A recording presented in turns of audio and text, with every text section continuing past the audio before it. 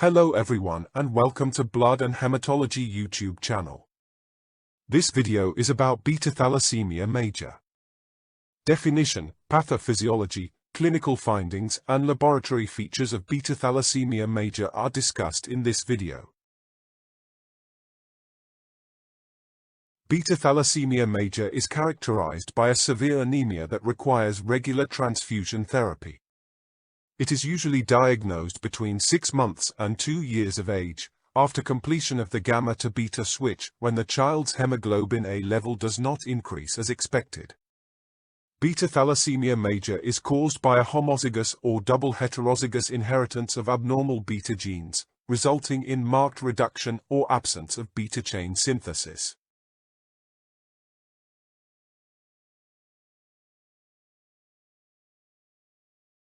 The marked reduction or absence of beta chain synthesis affects the production of hemoglobin A. Other non-beta containing hemoglobins, hemoglobin A2 and hemoglobin F, are increased in partial compensation for the decreased hemoglobin A levels. Excess alpha chains are unstable and precipitate in the normoblasts or erythrocytes, damaging the membranes and reducing erythrocytes' lifespan through splenic sequestration and ineffective erythropoiesis. All of these factors contribute to a reduced oxygen delivery to the tissues, resulting in anemia and hypoxia. The compensatory erythroid hyperplasia in the bone marrow expands the marrow cavity, resulting in pathologic fractures and mongoloid facial features. The pathophysiologic mechanisms that result from a lack of beta chain production can be classified into 4 categories. Reduced hemoglobin A. Compensatory production of abnormal hemoglobins. Ineffective erythropoiesis with hemolysis. An erythroid hyperplasia.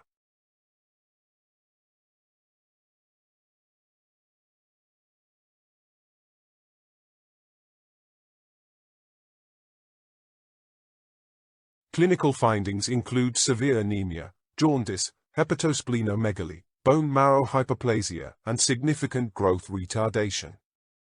Most patients require regular transfusions and develop problems caused by iron overload. Expansion of marrow-containing bones leading to prominent frontal bones, cheekbones, and jaws, resulting in mongoloid appearance. These changes and X-ray findings of a thin cortex of the long and flat bones and thickening of the skull with osteoporosis, hair-on-end appearance reflect extreme bone marrow hyperplasia.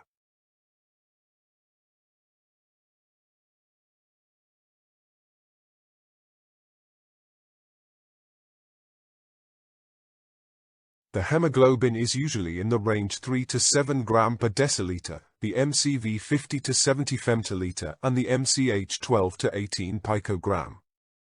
RBC count, hematocrit and MCHC are reduced, and the RDW and HDW can be increased. The reticulocyte count is less elevated than expected for the degree of anemia because of destruction of erythroid precursors in the bone marrow. In children with massive splenomegaly, hypersplenism leads to leukopenia, neutropenia, and thrombocytopenia.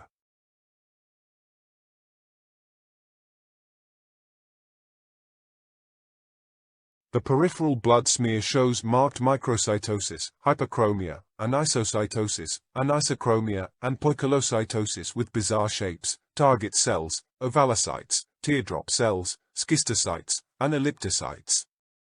Erythrocyte inclusions are commonly found, including basophilic stippling, Howell-Jolly body, Pappenheimer body, Cabot ring, and nuclear fragments.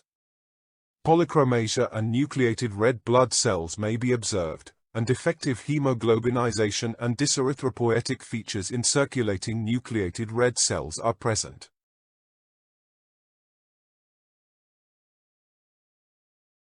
The blood smear showing marked variation in size and shape, hyperchromia, anisochromia, and 2 nucleated erythrocytes.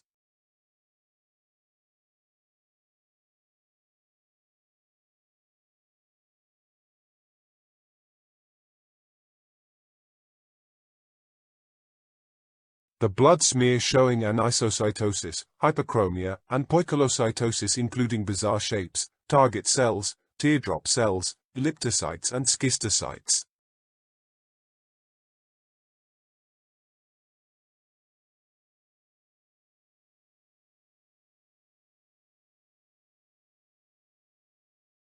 The blood smear showing anisocytosis, hyperchromia, marked bizarre-shaped red blood cells and a nucleated erythrocyte.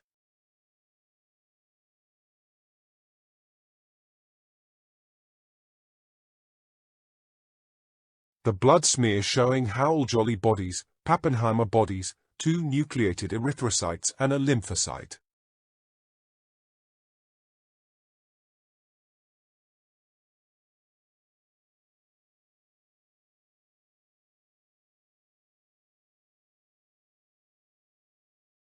The blood smear showing Howell-Jolly bodies and Pappenheimer bodies. Howell-Jolly bodies should be distinguished from the platelets superimposed on the erythrocytes.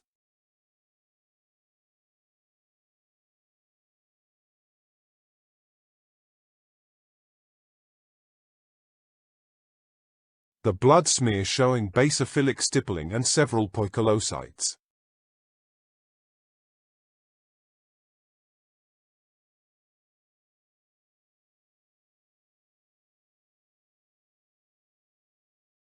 The blood smear showing anisocytosis, hyperchromia, poikilocytosis, target cells, polychromasia, and Howell-Jolly bodies.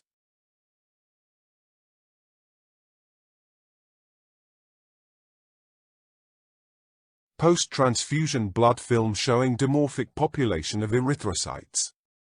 Transfused cells admixed with patient's own red cells, with marked anisocytosis, poikilocytosis, and hyperchromia.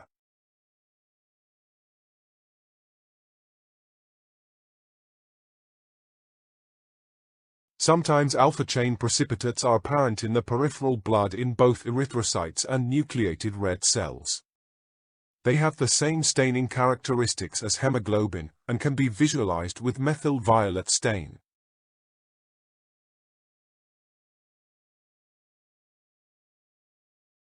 In Beta-Thalassemia Major, hemoglobin pattern analysis shows variable results, depending on the thalassemia genes inherited.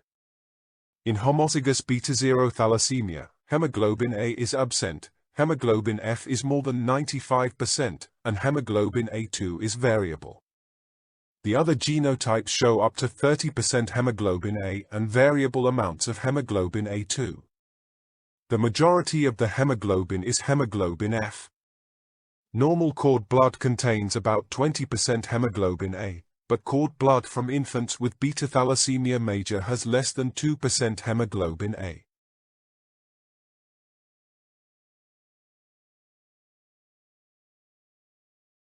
HPLC chromatogram from a baby of 4 months of age with beta-thalassemia major.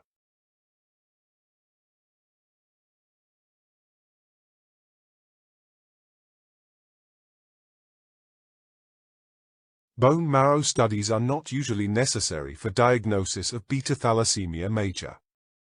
Some bone marrow findings include marked erythroid hyperplasia with a myeloid to erythroid ratio of 1:20. Severe dyserythropoiesis with nuclear lobulation and fragmentation, poor and defective hemoglobinization, and the presence of alpha-chain precipitates. Actively phagocytic macrophages which contain degenerating erythroblasts, cellular debris, and hemosiderin. The increased cell turnover leads to the formation of pseudogaucher cells and sea-blue histiocytes. An iron stain shows increased storage iron, numerous abnormal sideroblasts, and small numbers of ring sideroblasts.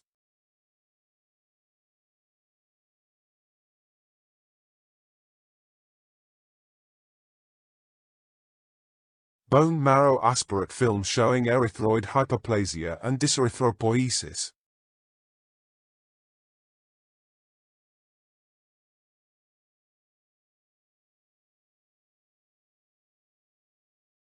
In beta-thalassemia major, as a result of the massive destruction of erythroid cells and release of free hemoglobin, the serum haptoglobin level is reduced or absent, and the serum lactate dehydrogenase activity is markedly elevated. Free hemoglobin may be detectable in the plasma and methemalbumin may be present. Chronic hemolysis is reflected by increased unconjugated bilirubin, increased urinary urobilinogen, and hyperuricemia. Urine can appear dark brown from the presence of dipyrolase. Serum iron and osmotic resistance of erythrocytes are increased. Thank you for watching this video. If you liked this video, to give it a thumbs up and share it. Do not forget to subscribe to the channel, if you still have not. You can click on the bell to receive notifications whenever a new video is uploaded.